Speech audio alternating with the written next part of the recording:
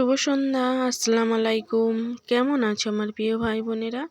আশা করি ভালো আছো। আমিও আলহামদুলিল্লাহ আল্লাহর অশেষ রহমতে তোমাদের ভালোবাসা খুবই ভালো আছি। তোমরা কেমন আছো কমেন্ট বক্সে জানাবে। আশা করি তোমরাও ভালো আছো। তা আজকে তোমাদের আবার একটা নতুন গল্প নিয়ে চলে এসেছি। গল্প মানে এটা সমাজে যেগুলো হয় সেগুলো দিয়ে আমি কিছু না কিছু একটা কথা বলি। তা আজকের বলছি পরকীয়া বা পুরুষ মানুষরা নিয়ে সেই সব নিয়ে আমি একটা কথা বলবো। যদি তোমাদের মতামত ঠিক হয় কমেন্ট বক্সে জানাবে, যদি আমার সঙ্গে একমত হয়। যেমন একটা মেয়ে স্বামী থাকতে অন্য পুরুষের সঙ্গে যখন সম্পর্ক রাখে তাকে বলা হয় পরকীয়া। সেইটা নিয়ে নানান রকম কুৎসা এবং অনেক কিছু লটায় বা মেয়েটার উপরে অনেক দোষারোপ চাপায়। তা যখন ছেলে একটা নিজের স্ত্রী ঘরে বউ থাকতে অন্য পর নারীর প্রতি আসক্ত থাকে, তখন তাকে কি বলা হয়? তাকেও কি পরকীয়া বলা হয়? তাহলে নারীর বেলা ছেলের বেলা কোনো দোষ নেই। ছেলে হলো ধোয়া তুলসী পাতা। একটা মেয়ের কিন্তু হাজারো দোষ। কেন এই সমাজে যখন একটা মেয়ে যদিও না কোনো সম্পর্ক রাখে, যেমন আমার কথাই বলি, আমি কিন্তু ফোন করি আমার মেয়েকে, তাছাড়া আমার ফোনে অন্য কারোর নাম্বার নেই বা অন্য কারোর সঙ্গে আমি কথা বলিনি। আমার স্বামীও জানে। তাতে কিন্তু অনেকই মানুষ বলে যে ফোনে সবসময় কথা বলে। ফোন করলেই কি শুধু প্রেমিকের সঙ্গে কথা হয়? ফোন করলেই কি পরপুরুষের সঙ্গে কথা হয়? ভাই থাকতে পারে বা বোন থাকতে পারে বা নিজের সন্তানরাও থাকতে পারে। যেমন আমি আমার বাদশাকে অর্ধেক সময় আমি ফোন করি, কেন খেতে আসবি নি বাপ, কি খাবি নি? সেটা কি খারাপ নিজের সন্তানদের কাছে ফোন করা? তা এটা গেল। একটা ছেলের কিন্তু হাজারো দোষ ক্ষমা, হাজারো সব কিছু ক্ষমা। কারণ যদি বউটা চুপ করে থাকে বলবে বউটা কি ভালো।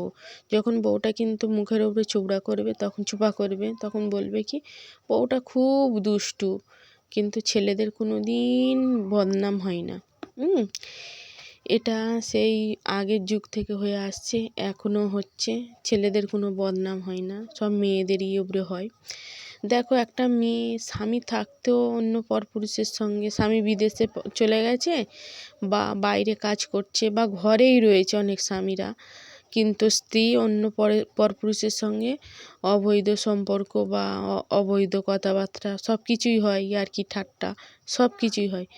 কিন্তু যখন একটা বিধবা মেয়ে যখন তার অন্য একটা ছেলেকে স্বামী, তার তো একটা মেয়ের কাছে সব থেকে বড় সম্বল সন্তানরাও আছে, তাছাড়া নিজের স্বামী একটা সম্বল। অনেক মেয়েরা আছে সন্তানকে নিয়ে সুখে থাকে, সন্তানকে দিয়ে তার জীবনের সুখ পায়। আর অনেক মেয়েরা আছে না, স্বামী সুখটা তার কাছে সব থেকে বড় প্রয়োজন। তা সেই সব মেয়েদের কাছে কথা বলছি যারা স্বামী মারা গিয়েও পরে ফের সে বিয়ে করছে, কিন্তু তারও হাজারো দোষ। স্বামী মরে গেছে আবারও বিয়ে করেছে, সন্তানদের কথা ভাবেনি।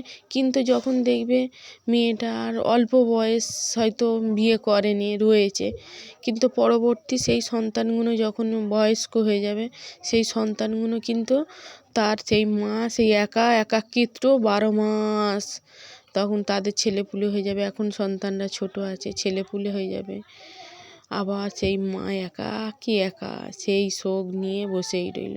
তার কি স্বামী মরে যাওয়া নেই কি মেয়েদের কোনো সুখ থাকে না? মেয়েদের কোনো সুখ নেই, না মেয়েদের কোনো আহ্লাদ নেই, ইচ্ছে নেই? এটাই হলো। এবারে স্বামী থাকতেও যখন অন্য মেয়ে পরপুরুষের সাথে যায় তখন কিন্তু কোনো দোষ নেই।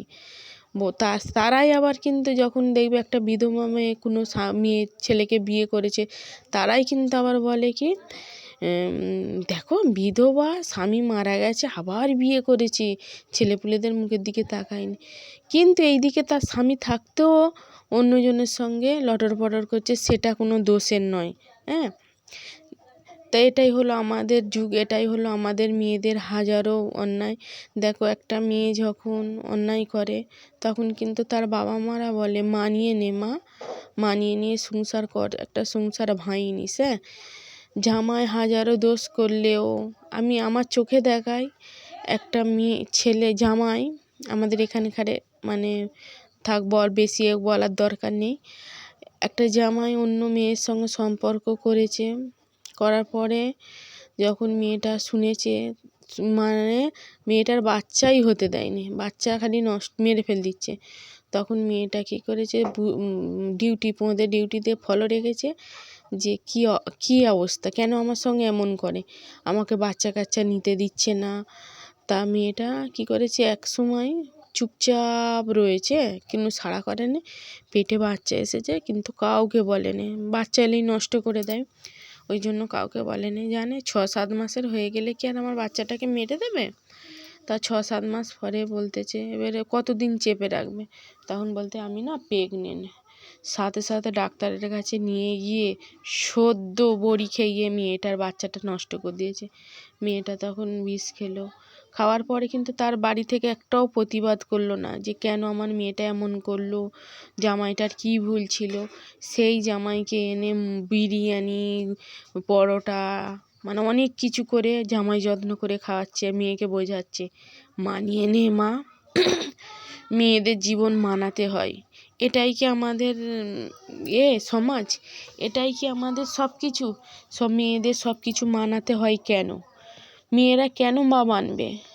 একটা মেয়ে তার মা হওয়া কি বড়ই অপরাধ? সে চায় তার সন্তান হোক, তার সন্তান তাকে মা বলে রাখুক। স্বামীর কুকীর্তি, স্বামীটা জানে যে আমি এইরকমভাবে করছি, আর সন্তান না হোক, মানে মেয়েটাকে দাসী করে রেখে দিয়েছে। এটাই হলো আমাদের সমাজ। তবুও এখনও আমরা, অনেকে বলে নারীরা স্বাধীনতা পেয়েছে, সত্যি কি আমরা স্বাধীনতা পেয়েছি? না, আমরা এখনও স্বাধীনতা পাইনি, এখনও সেই এতে পড়ে আছি। আগে তবু কি বলতো, মেয়েরা অতটা হতো নি। এখন দেখো একটা মেয়েকে জ্যান্ত পুড়িয়ে মারছে, কোথায় আবার তাকে করে। আমাদের এখানে আর একটা পিসিমণি হয়, তাকে কি করেছে জানো, বিয়ে করে নিয়ে গিয়ে ভালোভাবে নিয়ে গেল, তার স্বামী ভালো, কিন্তু ভালো বলতে হয়তো বাড়ির ক্ষেত্রে অশান্তি হয়েছে, বড়লোক বাড়িতে, তাকে কি করলো, পুড়িয়ে মেরে দিল। বাবা মা গরিব, কিছুই বলতে পারলো না, কারণ গরিব, টাকারও কোনো নেই, জোর নেই, কথা বলারও জোর নেই। আজকালের যুগে দেখবে যার কথা বলা জোর, যার মুলুক তার বলে না, যার ধন সম্পত্তি আছে তার দিকে হাজারো। আমি সেই দিনকে ভাইয়ের বোনের একটা দেখলাম খুতবা, যে আল্লাহ পাক বলেছে যে বিচারক যে হবে তাকে সঠিক বিচার করতে হবে, কিন্তু আজকালের যুগে দেখবে একটা বিচারককে যখন বিচার করতে দেয় তখন কি তার নিজেরটা আগে বোঝে, সে পরে কি হবে সেটা বোঝে না। কিন্তু না, ওই খুতবাতে বলছে নিজেরটা নয়, নিজের বাবা হোক, মা হোক, যেই হোক, বিচার যখন তুমি বিচারক, তোমাকে সঠিক বিচার করতে হবে।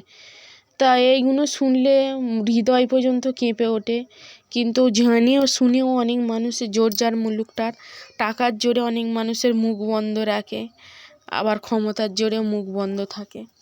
এটাই হলো আমাদের সমাজ, এটাই হলো আমাদের ভাগ্য বলতে পারো, কারণ টাকা যার দিকে আছে তার দিকে সবাই আছে।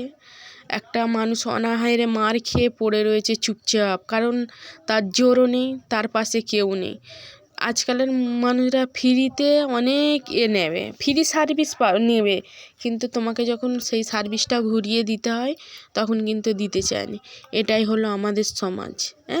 এই সমাজের প্রতি, সেই সমাজের মানুষদের প্রতি আমার সত্যি মাঝে মধ্যে ধিক্কার লাগে, যে আমি কারোর সঙ্গে কথা বলবো না, চুপচাপ থাকবো। সমাজই ভালো না, সমাজের মানুষগুলোও ভালো না। একটা কথা বলার মতো মুখ নেই, একটা ন্যায় অন্যায় কথা বলার মতো মুখ নেই, ঝড় তোলার মতো মুখ নেই। একটা মানুষ বিনা অন্যায়, কোনো দোষ নেই, ভালো কাজ করতে যাচ্ছে, তাকে মানুষের মুখোমুখি হতে হচ্ছে, মার খেতে হচ্ছে, লড়াই করতে হচ্ছে। এগুলোই হলো আমাদের সমাজ। দূর, এমন সমাজে নিকুচি করেছে।